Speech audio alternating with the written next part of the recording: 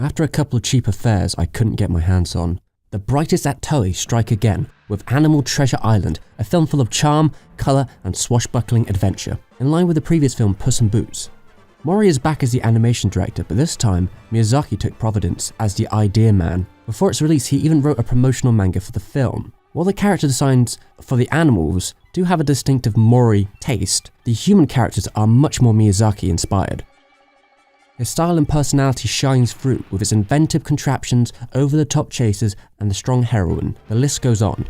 This is a loose adaptation of Treasure Island, which might be the best version in terms of animation, with the story of the young boy Jim, who through outside means gains a map to Treasure Island. He leaves his role of an innkeeper assistant behind to search for Captain Flint's gold, along the way meeting Long John Silver. This is where the adaptation diverges. The boar Captain Silver, while a fun character, he lacks the depth and relationship building of other versions of the story, which is a shame, but luckily Animal Treasure Island finds other ways to make up for that. There's also the introduction of Kathy, who was not in the original story. She is your typical Miyazaki girl who's smart, intelligent and wily. Her grandfather was Captain Flint, so she has a special connection to the treasure and how to find it. There is some unnecessary padding in its more comedic moments in the first half, scenes like the food fight.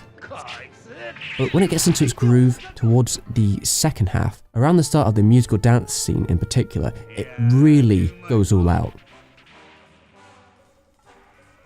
While Treasure Island can be a bit patchy, when it goes all out it's a sight to see.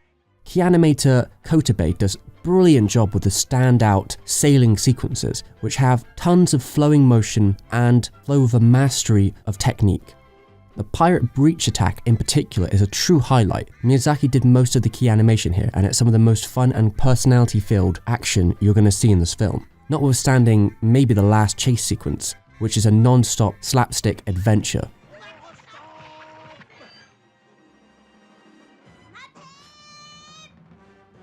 The children's book illustration backgrounds bring a lot of character to the film, especially with the exotic designs on Treasure Island. Overall, it's a great little kids film that's witty and enchanting enough for older viewers too. One last fact, this and Little Prince and the Eight-Headed Dragon were the direct influences on the designs of Zelda Wind Waker, so if you're a big fan of that game, you'll love this film too. Catch you next time.